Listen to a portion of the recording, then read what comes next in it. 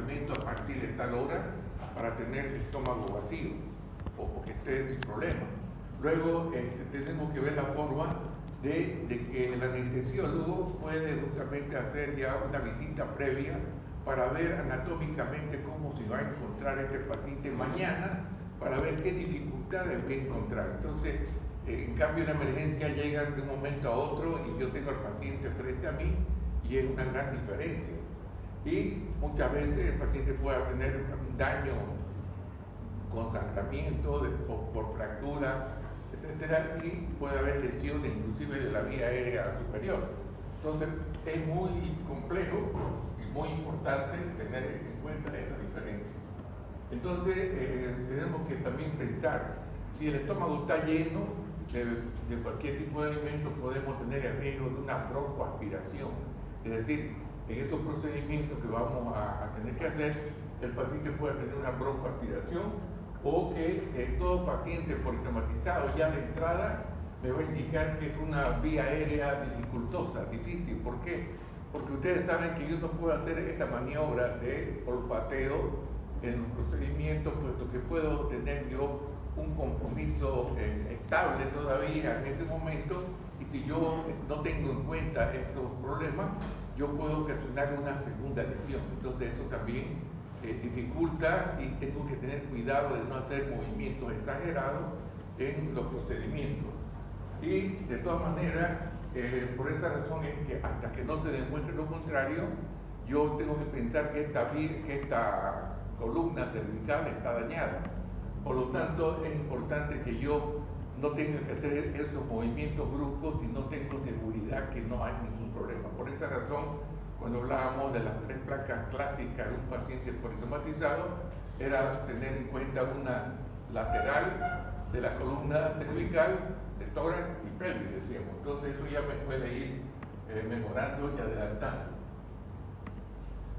Fíjense ustedes, acá hay una recopilación de muertes porque, todas las muertes relacionadas con una vía aérea comprometida de un paciente cualquiera, politraumatizado. Incapacidad de reconocer la obstrucción de la vía aérea, incapaz. Incapacidad para establecer una vía aérea permeable.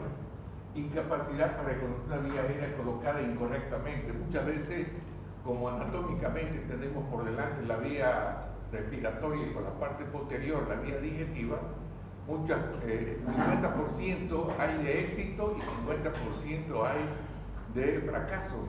Cuando yo meto el tubo a ciega, si tengo suerte, bueno, he ido por el camino correcto, pero si ha sido, digamos, una intubación esofágica en vez de la parte endotraqueal, seguramente el paciente no va a sobrevivir si no tengo yo observada este error.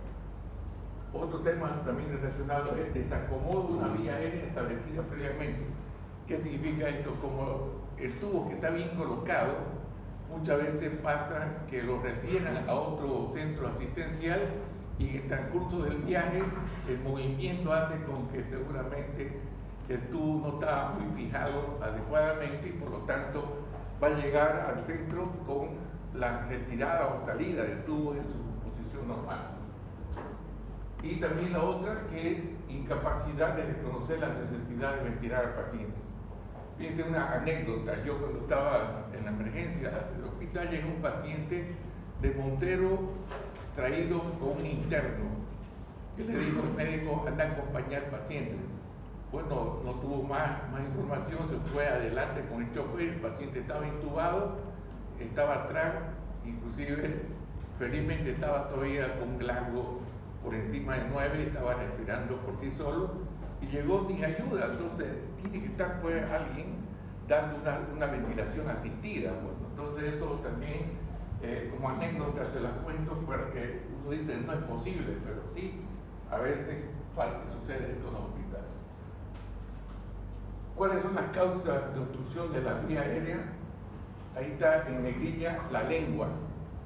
La lengua es justamente el primer obstáculo que pueda tener una persona que está en un coma, en un estado de coma. ¿Por qué razón? Cuando el paciente está en estado de coma, la lengua se relaja y va a obstruir justamente la entrada de aire.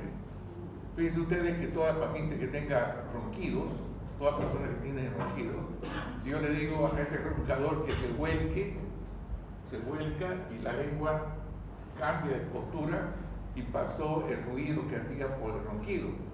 Más o menos para que se den cuenta, cuando profundiza, digamos, el estado de conciencia, prácticamente hay una relajación, y ese es el número uno de pacientes que están en la vía pública y que están con este cuadro de obstrucción de la vía aérea, por nada más que nadie pensó que la lengua había sido el primer factor. Después puede haber sangre, vómitos, la prótesis de la gente que puede desprenderse comida con un vómito y edema de los tejidos blandos cuando hablábamos de los pacientes con quemaduras faciales, por ejemplo, ¿no? Los traumatismos existen también en esta área y por lo tanto puede ser. Fíjense ustedes acá, este esquema es muy gráfica, en la cual el paciente en decúbito dorsal está la lengua prácticamente obstruyendo la entrada. Entonces, de esta manera, existen formas para tratar de abrir esa vía aérea y después vamos a ver. Una obstrucción puede ser entonces brusca y insidiosa, puede ser parcial, completa o recurrente. Entonces, de todas maneras, un paciente que tiene estos problemas va a tener alguna forma de darse cuenta. Por ejemplo, respiración ruidosa, agitación, tiraje, los músculos accesorios van a estar visibles, cianóticos y al caso de que pase algunos minutos y puede llegar a la hipoxia, puede ser todo aquello, ¿no? Entonces, para que tengamos nosotros en cuenta qué tipo de estrategia vamos a tener para mejorar la entrada de la vía que esté libre, expedita, es la parte de la posición que va a tener el paciente. La postura es fundamental y eso vamos a ver posteriormente. Otras son las formas manuales de cómo nosotros vamos a atender a un paciente con sospecha de trauma y pacientes sin sospecha va a ser con otra forma. Vamos a utilizar algunos mecanismos en los cuales vamos a tratar de ayudarnos con estas cánulas que ustedes van a ver enseguida. Y por último, como última etapa, tenemos la forma quirúrgica de poder nosotros mantener una vía aérea libre y que tengamos nosotros una seguridad de que tengamos una vía quirúrgica. Me adelanto para decir que anteriormente se hablaba de la traqueostomía, que hacía justamente buscando un anillo entre los cartílagos y hacíamos una traqueostomía.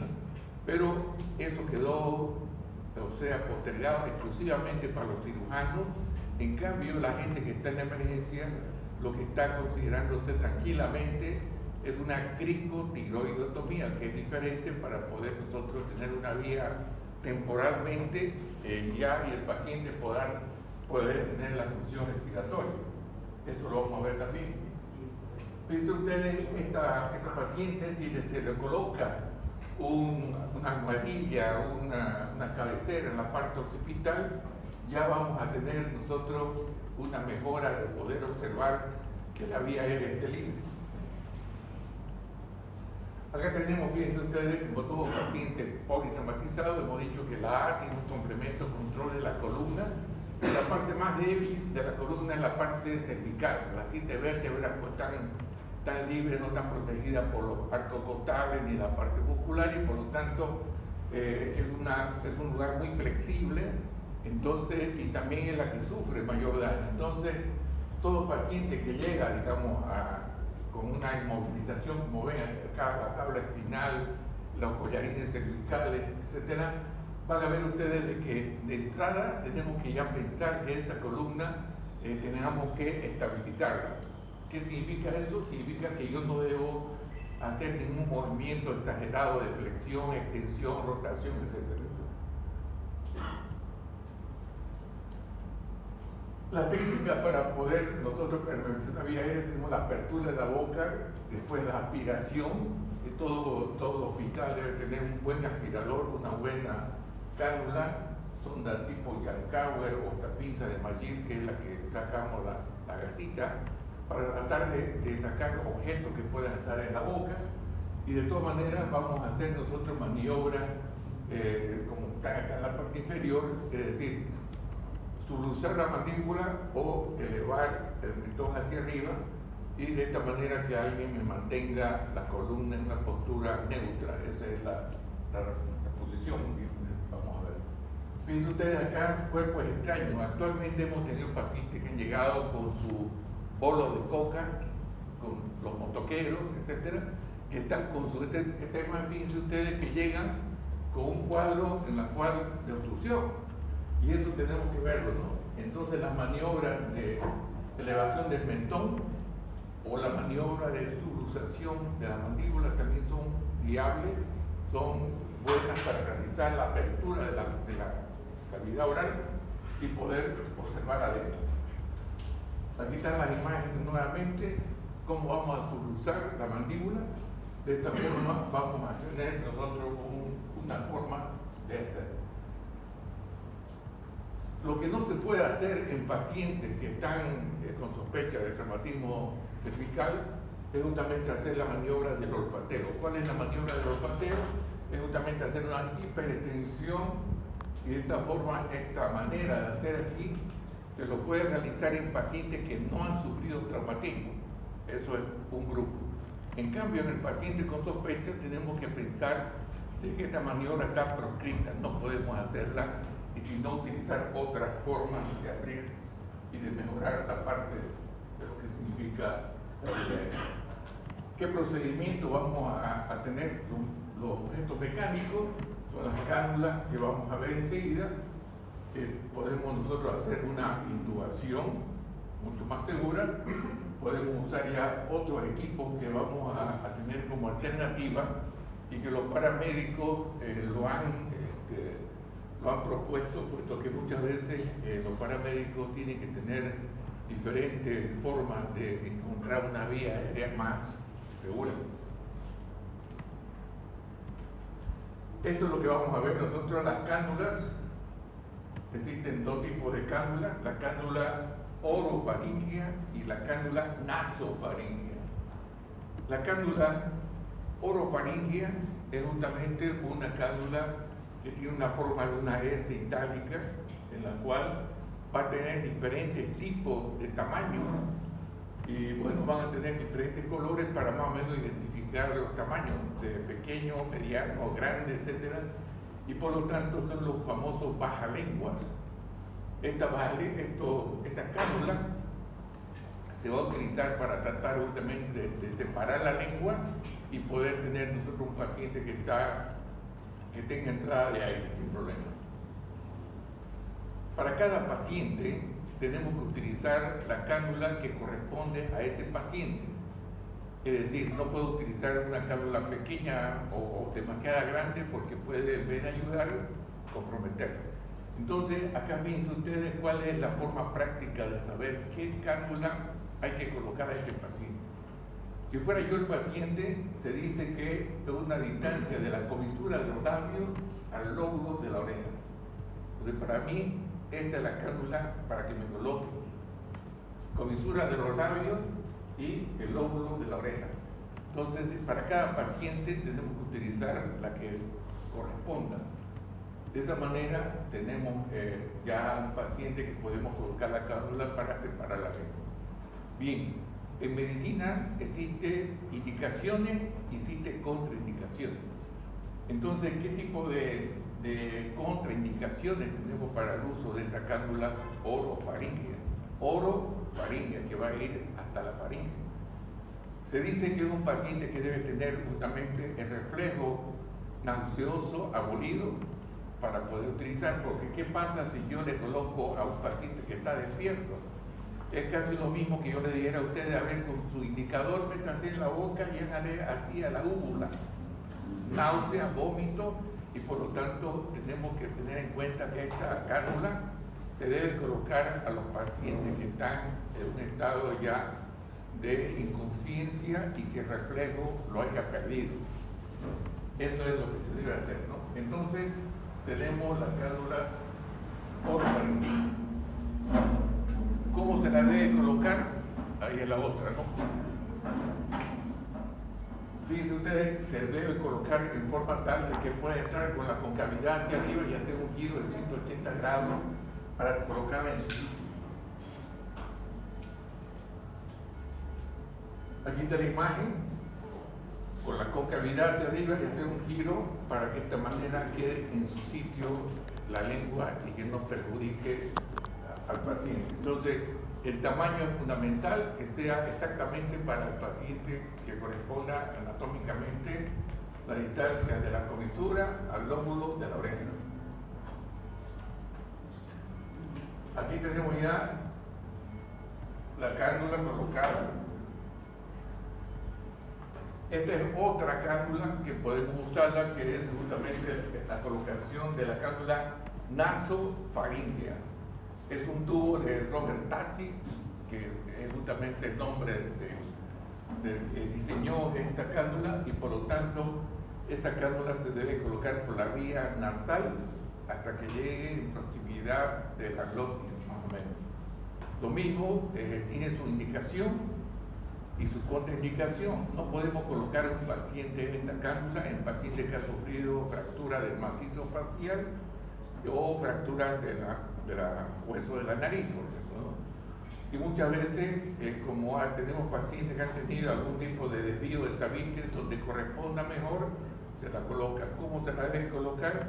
Lubricada con silocaína gel, para que de esta manera pueda ir entrando fácilmente sin provocar daño en la mucosa, para que no haya problemas de sangrado. Entonces, con esta forma nos estamos colaborando o ayudando para poder tener una vía aérea libre. Aquí está la cánula nasofaríngea, se debe colocar de esta forma para que yo pueda tener ya una vía libre.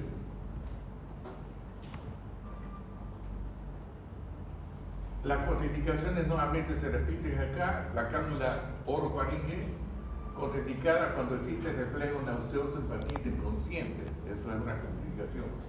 Y la otra es cuando hay mucha resistencia en la colocación, o que tengan fracturas, como hemos dicho, del macizo facial con sangrado. Entonces tenemos acá también los instrumentos en los cuales vamos a tener que utilizar la cánula, la intubación traqueal, que son la intubación colocada adecuadamente por la vía orotraqueal, utilizando un tubo, eso lo vamos a ver. Y los dispositivos suprarglóticos, cuando fallan, muchas veces tenemos que utilizar otros elementos como la máscara laríngea, eso también lo vamos a ver. Y aquí está la parte de la indicación quirúrgica para tener una vía aérea más segura. Por ejemplo, hemos dicho que la cricotilotomía se la puede llevar a cabo mediante la punción con aguja o abierta, también eso es otra forma. O la traqueotomía cuando ya el caso requiera, eso vamos a ver también enseguida. ¿Qué tipo de ventaja vamos a tener nosotros utilizando la intubación endotraqueal? Entonces vamos a tener que vamos a separar nosotros los dos caminos, la parte digestiva y la parte respiratoria.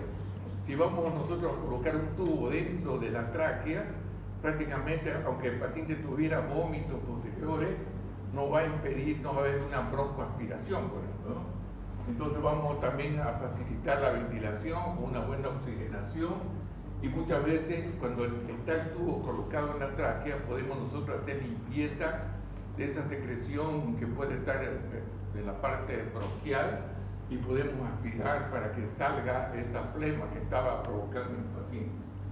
Y muchas veces, fíjense ustedes, por la vía orotraqueal podemos también nosotros utilizar drogas. ¿Qué significa esto? En el paciente en paro cardiorrespiratorio, hemos dicho que en la emergencia tenemos un plan A, un plan B, un plan C. Muchas veces cuando no hay vías periféricas disponibles, cuando tengamos que hacer una reanimación cardiopulmonar avanzada, podemos utilizar las drogas. ¿Por dónde? Por la vía endotraqueal. Eso también es un plan que nos serviría, digamos, en estos casos extremos.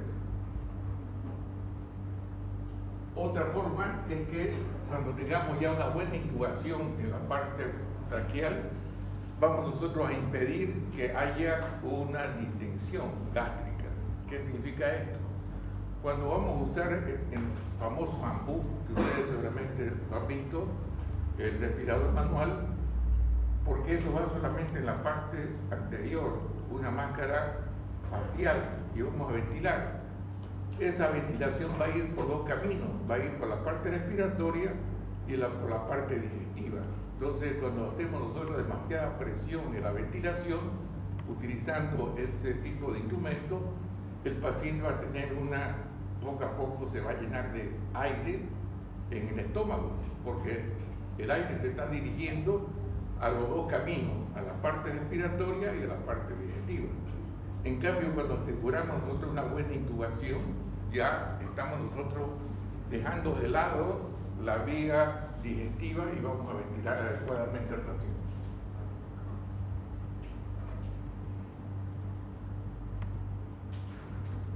Todo procedimiento médico tiene su indicación y puede tener complicaciones. Entonces, esto también tienen que tomar en cuenta que no todo es un vaso de leche, tranquilo, no.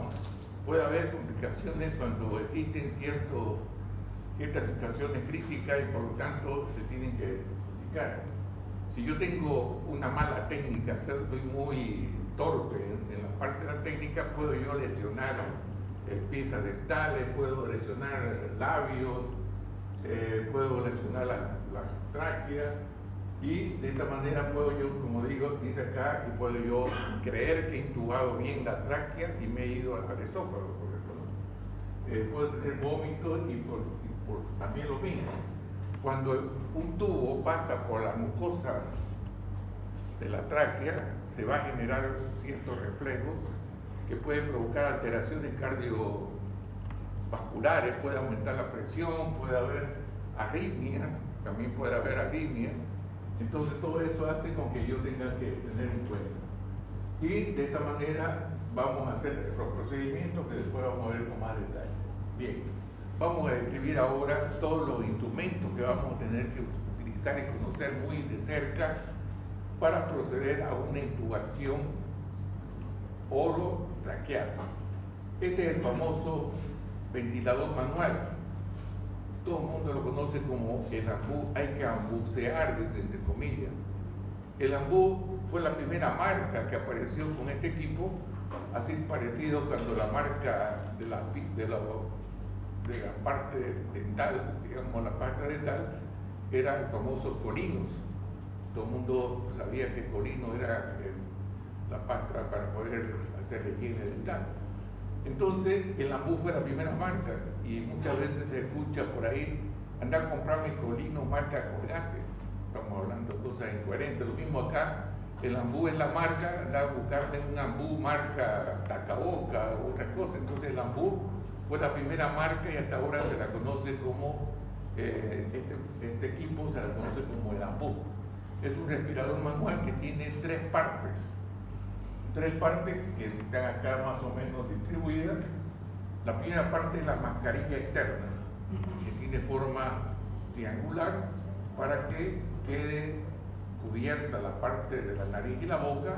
De esta forma es la mascarilla externa.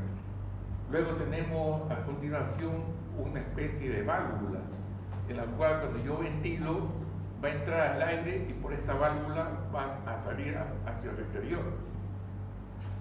Entonces el segundo componente, y un tercero es el balón en el cual vamos a mantener una ventilación. Hay balones de diferentes tamaños, pequeños, medianos, grandes, y fíjense ustedes, se puede esto desarticular y articular. Por ejemplo, acá esta parte que corresponde a la mascarilla externa, se retira y queda prácticamente este tema. Y este orificio va a ser el que va a articular con cualquier tubo de diferentes tamaños, pero va a caer exactamente en el mismo diámetro. Entonces esto es desarmable, ¿ya? Ya que tenemos el balón, y es más todavía, ¿no? Este balón en la parte posterior tenemos nosotros que colocar una bolsa reservorio de oxígeno. Cuando nosotros estamos ventilando, aquí hago un paréntesis para hacer recuerdo de que el aire que estamos respirando tiene 21% de oxígeno y un 70 y tantos % de nitrógeno que no participa en ventilación, en la respiración. Entonces, esta bolsa de reservorio va a estar conectada con esta manguerita que va a ir a enriquecer justamente con un tubo de oxígeno. ¿Para qué? Para que lo que yo esté ventilando en el paciente, ese porcentaje de 21% suba a 40 o 50% para ofrecer mayor cantidad de oxígeno al paciente y tenga posibilidades en un momento dado una apnea mucho más prolongada y yo pueda hacer la técnica con mucho más tranquilidad. Entonces es importante que tengamos en cuenta este enriquecimiento del oxígeno que vamos a ventilar al paciente utilizando entonces esta bolsa de reservorio para que se enriquezca más el oxígeno, que es lo que vamos a ofrecer al paciente. ¿Cómo?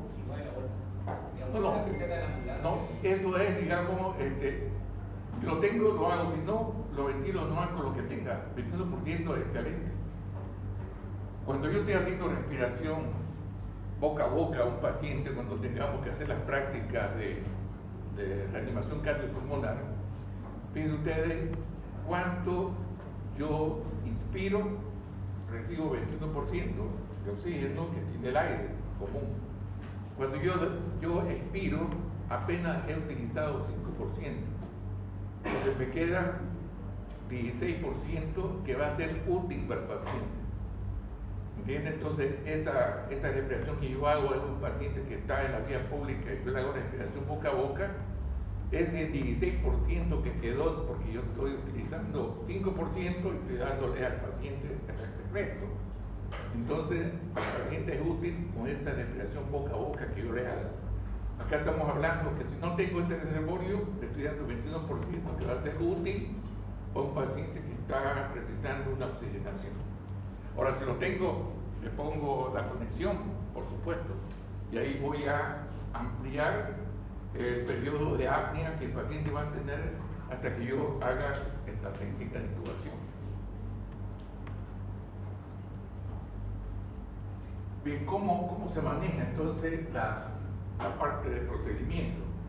Fíjense ustedes que aquí vemos nosotros que este operador está utilizando una C.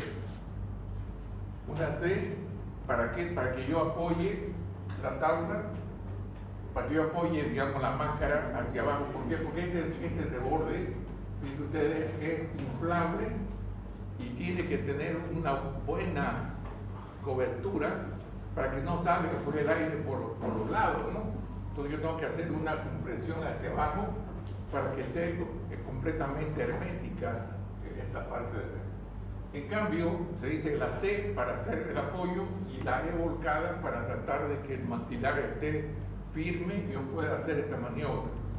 Por supuesto, la gente que tiene manos grandes lo puede hacer todo junto, una sola mano, como estoy haciendo acá, y la otra mano yo estoy haciendo la ventilación con este balón. En cambio, si la mano es pequeña, generalmente la mujer es pequeña, la mano no puede hacer esto, alguien se dedica a hacer la compresión y alguien se dedica a ventilar en forma individual.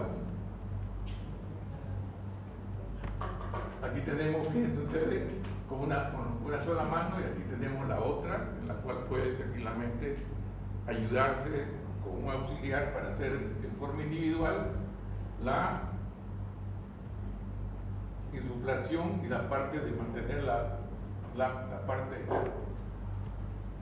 Acá tenemos una maniobra que es útil en los procedimientos que se llama maniobra de Selig. ¿En qué consiste esta maniobra? Consiste en comprimir el